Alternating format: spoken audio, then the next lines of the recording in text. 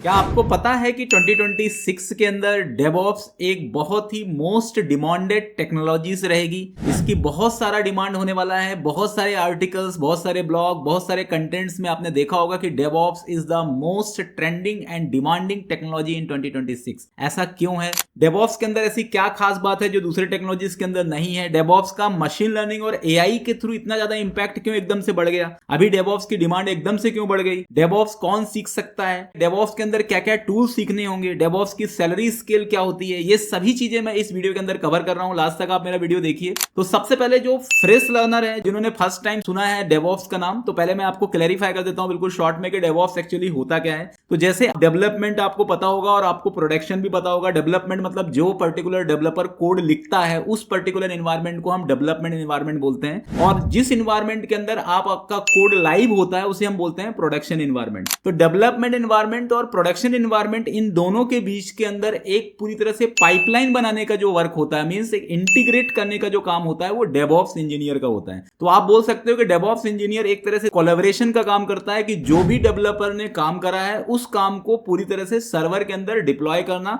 ठीक उसी समय जब डेवलपर पूरी तरह से कमिटेड हो जाता है कि नहीं अब उसका टास्क कंप्लीट हो जाता है। तो पहले क्या होता था कि जो पुराना सिनेरियो था उसके अंदर डेवलपर का काम बहुत ज्यादा टाइम कंज्यूम होता था प्रोडक्शन को मैनेज करने में। तो एक्चुअली डेवऑप्स एक तरह से ब्रिजिंग का काम करता है डेवलपमेंट एंड एप्लीकेशंस का जो लाइफ टाइम इन्वायरमेंट होता है उसके अंदर। तो एक्चुअली क्या होता है कि डेवऑप्स के अंदर बहुत सारे बच्चों को यह भी कंफ्यूजन होता है कि क्या इसमें कोडिंग की रिक्वायरमेंट होती है। तो मैं आपको यह भी क्लैरिफाई करना चाहता हूं कि कोडिंग की रिक्वायरमेंट तो होती है, लेकिन वैसी कोडिंग आपको नहीं करना है जैसा आपको डेवलपमेंट में करना है। सिर्फ आपको कॉन्फ़िगरेशन के लिए कोडिंग करना है, पाइपलाइन क्रिएट करने के लिए कोडिंग करना है, और इसमें आपको टूल पूल सीखना है। अब डेवऑप्स की डिमांड क्यों बढ़ रही है? तो देखो, इसका सबसे पहला रीजन ये है कि पहले क्या होता था कि जितनी भी आईटी कंपनी थी वो अपना खुद का ऑन प्रीमाइसेस उनका एनवायरनमेंट होता था। हर कंपनी का अपना खुद का प्रीमाइसेस से खुद का एनवायरनमेंट होता था। लेकिन अब धीरे धीरे ये चीजें क्या हो चुकी है, फिनिश हो चुकी है। जितनी भी आईटी कंपनी है वो अब क्लाउड के अंदर शिफ्ट हो चुके हैं या शिफ्ट हो गए हैं। तो जब क्लाउड के अंदर पूरा का पूरा जो वर्क मैनेजमेंट होगा तो उसको मैनेज करने का जो पूरा काम होता है वो डेवऑप्स इंजीनियर का होता है। क्योंकि डेवऑप्स इंजीनियर में थोड़ा काम आपका हार्डवेयर का भी होता है, नेटवर्किंग का भी होता है, ऑपरेटिंग सिस्टम का भी होता है, ट्रबल शूटिंग का भी होता है, और पाइपलाइन क्रिएट करने का मेन वर्क होता है।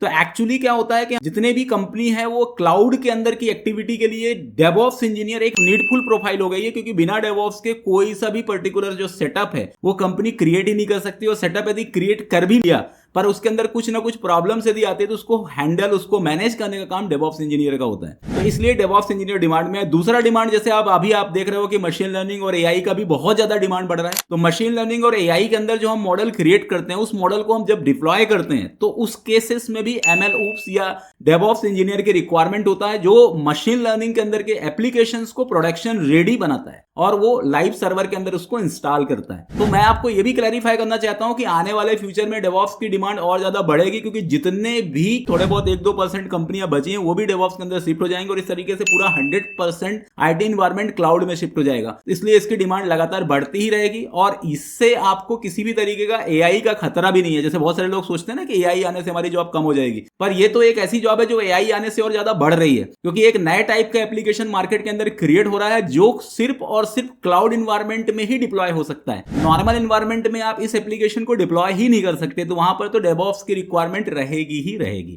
अब मैं नेक्स्ट जो मैं बताने वाला हूं कि डेवऑप्स कौन सीख सकता है। तो डेवऑप्स देखो, एक्चुअली ये पूरी तरह से स्किल बेस्ड होता है। इसके अंदर आपको प्रोग्रामिंग का बिल्कुल बेसिक आना चाहिए। आप पाइथन प्रोग्राम से स्टार्ट कर सकते हो। थोड़ा सा आपको लिनक्स कमांड्स के बारे में पता होना चाहिए, ऑपरेटिंग सिस्टम के बारे में पता होना चाहिए, नेटवर्किंग के बारे में पता होना चाहिए। ये सब चीजों का यदि आपको बेसिक नॉलेज है तो आप डेवऑप्स इंजीनियर्स बन सकते हो। आप डेवऑप्स इंजीनियर को क्या क्या चीजें सीखनी होगी वो चीजें मैं बताता हूं। तो देखो, डेवऑप्स एक्चुअली पूरी तरह से टूल्स का काम होता है। इसमें मतलब आपको बहुत सारी टूल्स का नॉलेज होना चाहिए। जैसे एक्चुअली क्या है, जब भी हम किसी भी टाइप का कोई एप्लीकेशन बनाते हैं तो उसके अंदर सबसे पहला जो वर्क होता है कि आपके जो डेवलपर का जो एनवायरनमेंट है उस एनवायरनमेंट को क्लाउड एनवायरनमेंट से कनेक्ट करना। इसके लिए आपको CI/CD पाइपलाइन के कुछ टूल्स जैसे जेनकिंस आपको सीखना होगा, गिट सीखना होगा, गिटहब सीखना होगा, क्योंकि वर्जन कंट्रोल सिस्टम भी बहुत अच्छे से आपको आना चाहिए। क्लाउड का आपको थोरो नॉलेज होना चाहिए। क्लाउड में आप कोई सा भी क्लाउड सर्विस प्रोवाइडर आप ले सकते हो। ये आपका AWS भी हो सकता है, अजोर भी हो सकता है, GCP हो सकता है। लेकिन अभी AWS की डिमांड मार्केट के अंदर ज्यादा चल रही है। ठीक है, AWS में क्या क्या डेवऑप्स के अंदर सीखना चाहिए मैंने इसका एक अलग से वीडियो भी बनाया हुआ है, वो आप देख सकते हो, career in AWS and AWS road map. ठीक है, इसके बाद आपको डॉकर मतलब आपको कंटेनराइजेशन का नॉलेज भी होना चाहिए। ठीक है, इसके बाद एक ऑर्केस्ट्रेशन प्लेटफॉर्म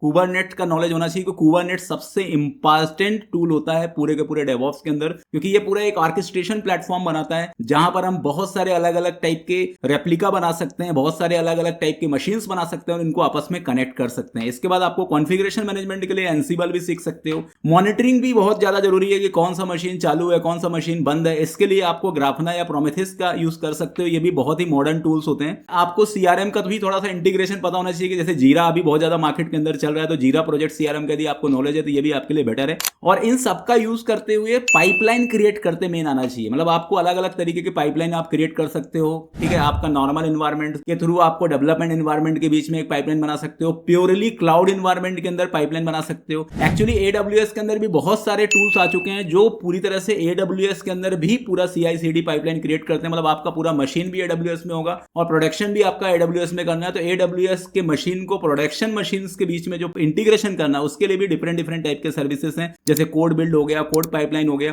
ठीक है, इन सभी का आप यूज कर सकते हो। इसके बाद मैं आपको क्लैरिफाई करना चाहता हूं कि डेवऑप्स इंजीनियर्स की जो सैलरी है वो कहां से स्टार्ट होती है। तो यदि आप एक फ्रेश लर्नर हैं, फ्रेशर हैं, तो डेवऑप्स की salary 3 to 5 lakh per annum के हिसाब से इंडिया के अंदर है। और यदि आप एक्सपीरियंस प्रोफाइल, एक्चुअली क्या डेवऑप्स के अंदर बहुत सारे ऐसे प्रोफाइल भी निकलते हैं एक्सपीरियंस, जिसमें यदि आपको डेवलपमेंट का एक्सपीरियंस है वो भी आप डेवऑप्स के अंदर स्विच कर सकते हो। और कभी कभी तो डेवलपर्स से भी कई गुना ज्यादा सैलरी डेवऑप्स इंजीनियर की होती है। तो यदि एक्सपीरियंस प्रोफाइल का कोई लिमिट नहीं है, यदि आप एक्सपीरियंस है आपका 2 to 5 ईयर्स के बीच में, तो आप डेवऑप्स के अंदर 10 to 20 लाख पर एनम की सैलरी गेट कर सकते हो। Even 40 lakh per annum, 60 lakh per annum salary भी आप डेवऑप्स में गेट कर सकते हो, क्योंकि मार्केट के अंदर 2025 की रिसर्च में आया कि अभी सबसे ज्यादा जो सैलरी ग्रोथ हो रही है वो डेवऑप्स इंजीनियर की हो रही है। और डेवऑप्स इंजीनियर में इतना ज्यादा कोडिंग का भी हेडेक नहीं है, आपको एक नॉर्मल लेवल की कोडिंग करनी है। बस ये है कि आपको इसके अंदर बहुत सारे टूल्स होते हैं, तो उनको मैनेज करना एक चैलेंजिंग काम होता है, जिसको आपको सीखना रहेगा। इसमें आपको अच्छे से मेहनत करनी रहेगी, आपको इसके अंदर नए नए टूल्स भी आपको सीखना पड़ सकता है। और सबसे मेन काम ये होता है कि ये पूरा रिस्पॉन्सिबिलिटी वाला काम होता है, क्योंकि आपको पता है कि कोई भी वेबसाइट यदि 2 सेकंड के लिए भी बंद हो जाती है तो आपको पता है कि कितने कॉल्स चालू हो जाते हैं। आजकल तो आपको पता है सोशल मीडिया का जमाना है, उसका इंप्रेशन 2 मिनट के अंदर डाउन हो जाता है। तो इसलिए डेवऑप्स इंजीनियर की रिस्पॉन्सिबिलिटी ये होती है कि कंटिन्यूसली आपका वेबसाइट पूरी तरह से लाइव होना चाहिए और वेबसाइट हमेशा प्रोडक्शन रेडी होना चाहिए या प्रोडक्शन के अंदर पूरी तरह से मैनिपुलेट होना चाहिए।